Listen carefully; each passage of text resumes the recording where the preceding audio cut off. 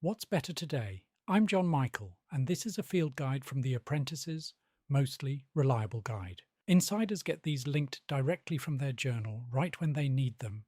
You found it the long way round. That counts too. Read it. There is something in here for you.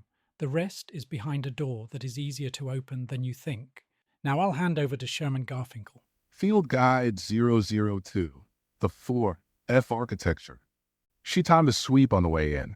For minutes, 40 seconds. Plenty of time. Charlie had not planned to come back.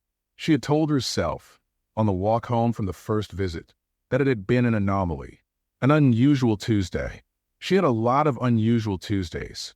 She would file this one accordingly and return to the normal business of managing a team that borrowed her insights in a system that borrowed her time. She had lasted 4 days. The workshop looked exactly as she had left it. Bruiser was in the doorway this time, lying with his chin on his paws, watching her approach with the patience of an animal who had never once been surprised by anything. He thumped his tail once as she reached the step. Sherman appeared behind him with a mug already in each hand. "I thought you might be back around now," he said. Charlie did not ask how he had known. She was beginning to suspect that was simply how Sherman worked. She took the mug and followed him inside. The notebook was already open on the table. A plain journal, the kind you could buy anywhere. The page was blank. Sherman sat down, picked up a pencil, and began to draw without preamble. Not a diagram with boxes and arrows. Something more like thinking made visible. A slow sketch, lines appearing while he talked. "You came back," he said, "because something did not fit. Not here." He tapped the notebook. "In there." He did not point at her head. He pointed briefly at her chest. Charlie wrapped her hands around the mug and said nothing. "The system you've been running," Sherman said, still drawing, "is not broken because you're doing it wrong.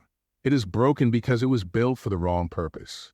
It was built to produce performance. You were built to produce something else entirely." The pencil moved. A vertical line, a horizontal line, for quadrants, but he did not label them yet. "Everything you are," he said, "and everything you do comes from 4 sources. I call them the 4FS. He wrote the word fire along the horizontal axis, then favor along the vertical. These are the 2 axes, but before we get to them, we need to go underneath. He drew a circle separate from the axis, wrote one word inside it, formation. "This is the root," he said. "Everything else grows from here." Charlie leaned forward slightly. The pencil marks were loose, provisional, like he was drawing a map of a place he knew well, but had never needed to put on paper before. "Formation," Sherman said, "is not what happens to you. It is what you're being shaped by, whether you choose it deliberately or not. 3 things shape you constantly." He wrote around the circle as he spoke. Habits, relationships, stories. Then, encircling all 3, environment. "These 4 things," he said, "create experiences. And experiences, over time, form you. They build your character. They determine who you are being when the pressure comes." "Whether I choose them or not," Charlie said. "Exactly. The question is never whether you are being formed. You're always being formed. The question is whether you're doing it deliberately or whether you have handed that job to whoever shouts loudest." He paused. "The algorithm, the quarterly review, the colleague who defines your value by your last output." Charlie thought about her morning routine, the 12 minutes between waking and opening her work messages. She had been meaning to protect that time for 2 years. Something tightened briefly behind her eyes. Not pain, recognition. "Formation feeds 2 things," Sherman continued, drawing a line from the circle to the horizontal axis. "Your motivation, what drives you, what you need, what gets you out of the bed you do not want to leave. And your identity, who you are becoming, not who you perform, but you actually are." He wrote motivation at one end of the horizontal axis, identity at the other, formation between them, with arrows running both ways. "The axis is a loop," he said. "What drives me shapes who I become. Who I become changes what drives me. Formation sits in the middle, feeding both directions." He looked at her steadily. "And what you put on the throne of your life determines the quality of all of it." "The throne," Charlie said. Whatever is most important to you in any given moment. Whatever you are actually serving, not what you say you are serving. He did not elaborate. He did not need to. We will come back to that. He drew a second line, this time from the circle upward toward the vertical axis. A lighter line, almost tentative. Formation also feeds your favor, he said. Over time, your gifts, your talents, your resources, your abilities. Some of these are given. You did not earn them. They were yours before you knew what to do with them. Others are built through practice, through relationships, through the right environment over enough time. He labeled the vertical axis favor. High favor for one task, low favor for another. Neither is fixed. Both can be developed or neglected. He sat back slightly, looking at what he had drawn. Charlie looked at it too. It was rougher than any framework she had encountered in 3 leadership programs. It was also somehow more accurate. Fire and favor, Sherman said. These are what you bring to any situation, but they are not enough on their own. He drew a wide circle around the axes and their quadrants. Wrote one word along the outer edge, field. This, he said, is the people you serve. The specific human beings whose lives your fire and your favor are meant to touch. You set the pencil down. You can have high favor. You could be burning with fire. And if you're serving in the wrong field, the fruit you produce will not fit. It will not land.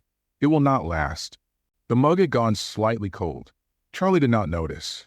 And the fruit, Sherman said, writing the word at the center of the diagram where the axes crossed, is what all of this produces. Good formation over time, in the right field with the right fire, good fruit. Abdicated formation, wrong field, fire burning for the wrong reasons, withered fruit. Not because you failed, because the system was misaligned. He looked at her. The 4 FS are not a performance target. They're a diagnostic. They tell you where the system is misaligned so you can begin to correct it. Bruiser walked in from the doorway, turned a precise circle, and laid down at Sherman's feet. Charlie stared at the sketch. For letters, 1 circle, 2 axes, a word at the center. It had taken him perhaps 8 minutes to draw. She had been living inside this diagram for years without knowing it had a shape. That was the thing about formation she was beginning to understand. It did not wait for you to understand it before it went to work. If you only remember one thing from this, you're already being formed. Right now, today, this week. The habits you're practicing, the relationships you are in, the stories you're believing, the environment you're sitting inside. These are building someone. The question the 4F architecture asks is not are you being formed? It is, are you being formed deliberately or by default? Sherman closed the notebook. You have the steps template from our first conversation. I won't walk through it again. Here is how it applies to this. The story ends here. Sherman has more to say. Charlie has further to go. The steps that follow this story are only available inside the Insider's Challenge. That is where the formation payload lives. The 1 habit, the trigger, the practice small enough to start today and significant enough to matter in 6 years. You have just read the diagnosis. The prescription is inside. Are you ready?